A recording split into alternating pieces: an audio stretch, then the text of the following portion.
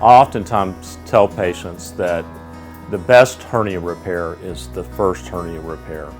I think any hernia surgeon wants to decrease the risk of recurrence in the long run, and we know that we can decrease the risk of recurrence in a hernia repair by using a piece of mesh.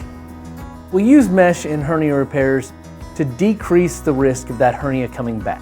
So a hernia is a hole in the muscles. It used to be back before we had mesh, and by the way, mesh has been around for 40, 50 years. Before we had mesh, we would repair hernias by just sewing the muscles back together. But as you can imagine, that's under tension. So that would have a high risk of those hernias popping back open or coming back.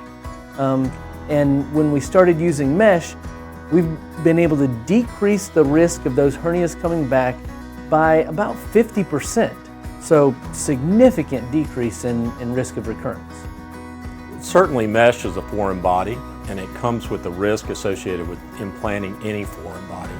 That's why you need to make sure that you go to an expert in hernia care to where you have the lowest risk of complications associated with that mesh. Mesh is just polyester. This is polyester, others is polypropylene, which is a type of plastic. But those are the two main meshes that we use nowadays.